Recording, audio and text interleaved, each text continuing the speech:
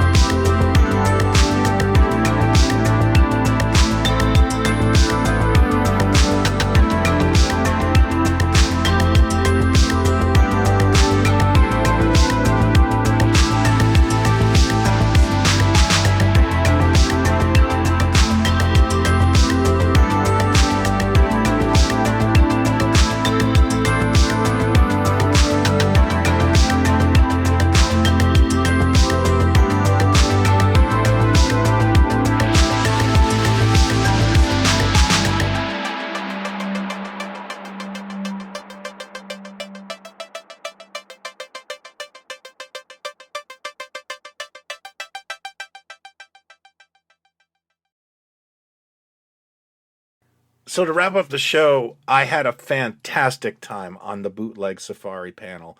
I'll put the link to the website below. My segment will be on sometime this week, and I urge you to check it out because we really had a lot of fun with it, and Aaron has created something really special here. As for the show itself, yeah, I got nothing. I bought a hot dog, if that counts. This is not my world anymore, and I don't say that bitterly, not at all. I saw tens of thousands of people enjoying themselves, being themselves. And to me, that's what we always kind of hoped for. We didn't want to be in the underground all the time. And here we are, publicly accepted. And now Comic Cons are now these huge events with thousands of people. And, I'm really chuffed at that, as they say. But I'm going to stick to the flea markets, antique malls, and toy shows. The only vintage I really saw here were some vintage video games, and this depresses me, but vintage Pokemon cards. How did I get so old? I get it, these booths are expensive, and you won't really find good deals on vintage anyway. The only thing I was tempted to buy was this $5 Galoob Tashi Yar. I'm not a big Star Trek Next Generation fan, and one of the reasons is my favorite character was Tashi Yar, and she didn't make it too far. I just decided I didn't want to, brave the crowd again. That vendor also had a sign that said, "No bootlegs," which means he hates fun. I thought that was funny because I was doing a panel about bootleg toys. I also want to point out that there was just tons of vintage comics in the middle of Comic-Con. And, it was nice to see all those long boxes. If those go missing, something is wrong with Comic-Cons. As much as I struck out on a toy level, at least there still is comics there. Now, the story doesn't end here because a friend of mine who was visiting from the States, goes by the handle of Big Head Han, sent me some photos from an antique mall local to me. And it looked like there was some cool vintage there. So it didn't take much to talk the wife into it. She had already got her coat on. And we visited the 400 Mall and the Sanford & Son Mall just to see what's new. And there was some cool vintage there that I hadn't seen before. So I'll do a little montage and then I'll show you what I walked away with. Hang tight.